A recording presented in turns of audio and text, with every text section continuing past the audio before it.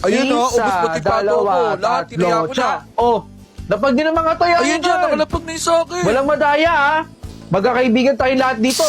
Oh, titira na ako ha. Hoy, Lito, tinatawag ka ng mama mo. Oh, palalo ako. Akin na yan, akin na yan, akin na. Dito. Umuwi ka na dito. Maliligo ka pa. Ma, sandali lang po. Naglalaro pa kami dito. Oh. Bilisan mo dyan maglaro. Mapapalo kita ng sinturon. Ano ba naman yan si Mama? Hindi pa kami tapos maglaro dito eh. Umuwi ka na. Aantayin kita dito ha. Tagu-taguan, maliwanag ang buwan. 1, 2, 3. Thumbs up! Talo ka! Oh! Aray ko po! Nandito ka na pala, kanina pa kita hinahanap. Kainit-init oh. Naglalaro kayo dito? Matutulog ka na. Uwi! Uwi na po. Magsiuwi na rin kayo. Uwi! Uy! Sakto! Tapos na yung 24 oras! Hoy! Kinain mo ba yung binaon ko sa'yo? Ma!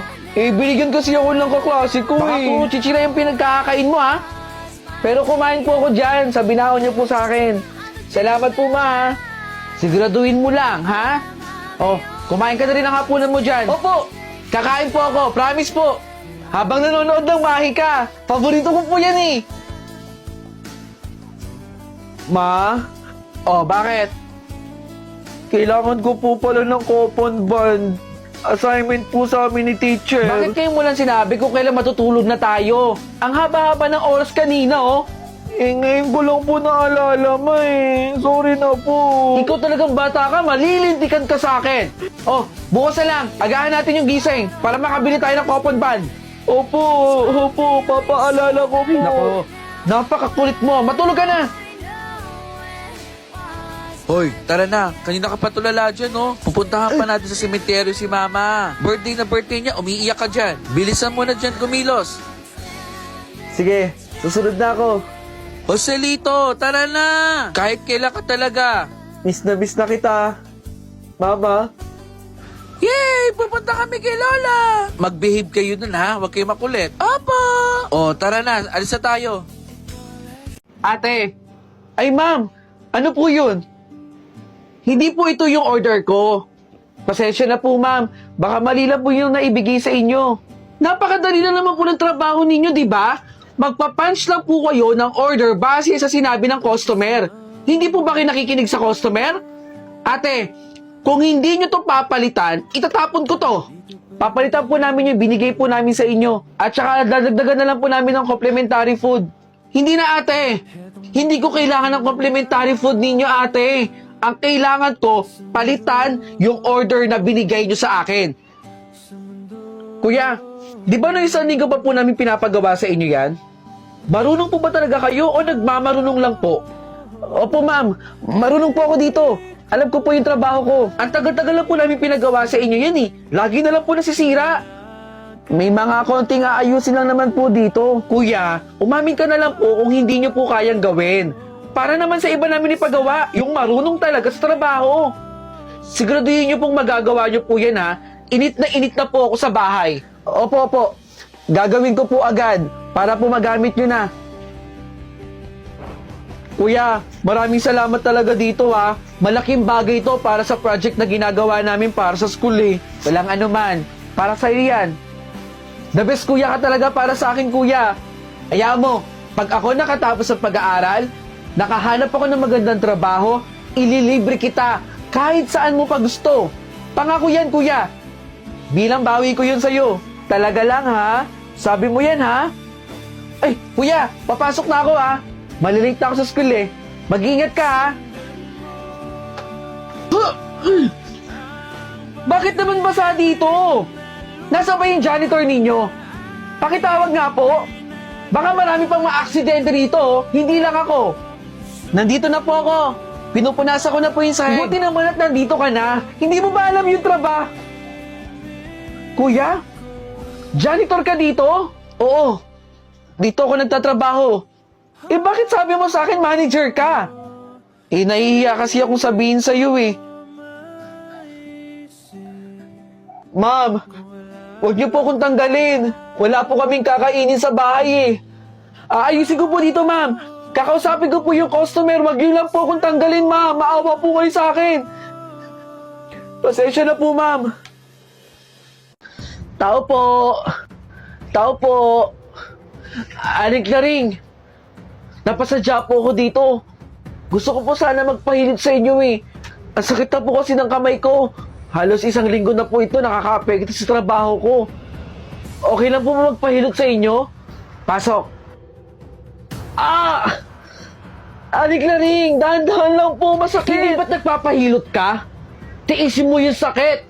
Ah! Wag mong kontrahin! Pinapagaling ko nga, di ba? Hindi ko po kinokontra, Aling Klaring. Ah! Alam mo na yung gagawin mo, ha? Paglabas mo. Salamat po, Aling Klaring. Sakit. Ah! Aling Klaring, magpapahilot po sana ako. Yung anak ko po kasi, nahihirapan na po sa sobrang baba ng tiyan ko. Pumasok ka, bisita ko.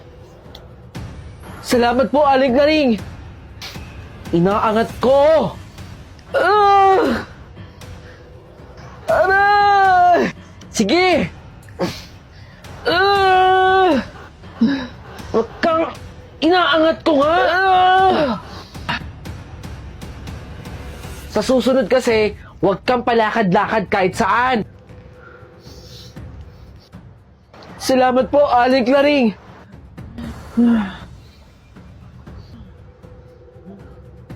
Oh, Aling Klaring. Meron ka ba diyang mga bote, dyaryo? Oy, ikaw pala yan. Ilabas mo na, bilisan mo. Sige, saglit. Meron ako ditong bote na ibebenta sa'yo. Saglit lang ha, kukunin ko.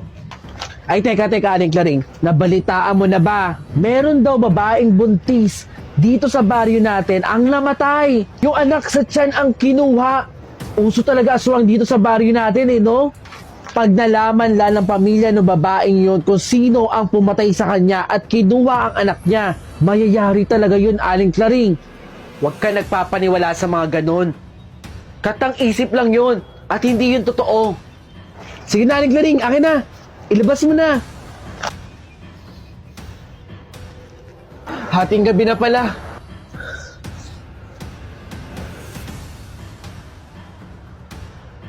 Aling Klaring! Ba't siya naging aso?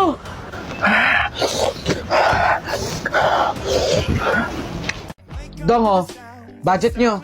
Ang dami nito, ate. Salamat talaga, ha. Malaking tulong to dito sa probinsya. Iba talaga pag nakaka-graduate ng cum laude, no? Sa Metro Manila pa talaga.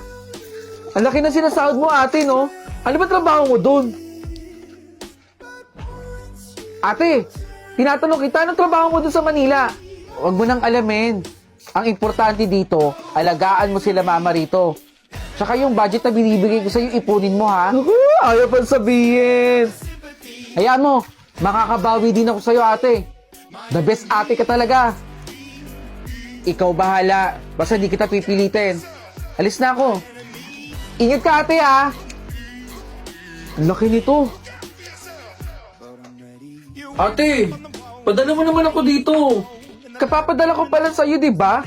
Ubus na naman ba yung budget? Puro gulay na lang ulit kinakain namin dito, mabuti nga kayo, gulay kinakain nyo dyan, Siyempre gusto ko rin makatikim ng baboy, no?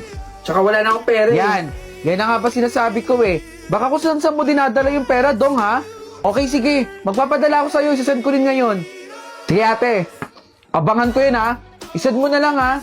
Salamat. The best ka talagang ate. Nakuto ka pa talaga. Sige na. Maangas tong ate ko, no? Mataas kaya posisyon nito sa trabaho niya. Kaya nga laki na sila sahod niya. Pare ko, pwede bang ikaw muna yung makipagkita dun sa kikitain ko ngayong araw? Bakit? Ano nangyari? May emergency kasi sa pamilya namin, Kailangan kong umuwi. Kailangan ako ng pamilya ko. Ayoko nga bitawan yun kasi pagkakakitaan yun, Pero, kailangan ko talagang umuwi, Mariko, Kaya pwede ba, please? Mariko, may pambayad ba yun? Hindi yun scam, Mariko. Pangako, magbabayad yun. Kung pwede lang talaga ako, Kaso hindi, Sige na, Mariko. Pumayag ka na, Sigurado yan, Mariko, ha? Baka wala naman kasi pambayad yan, Okay, sige. I-text mo sa akin yung address, ha? Pupuntahan ko. O sige, mag-ingat ka, ha? Kanina pa ako nag-aantay dito sa ilalim ng overpass. Nasaan na ba yung kikitain ko? Ang tagal-tagal naman kumilos nun. Pakisabi naman, nakakulay silver ako ng dabet. Aantayin ko siya rito, ha? O siya, sige. Bye. Oh, nandito na raw siya. Nasaan ba siya? Ikaw ba si Eric? Dong? Ate? Anong ginagawa mo dito? Si Eric yung kachat ko. Ako dapat ang magtanong sa'yo. Anong ginagawa mo dito? Dito mo lang ba winawaldas yung pera binibigay ko sa'yo?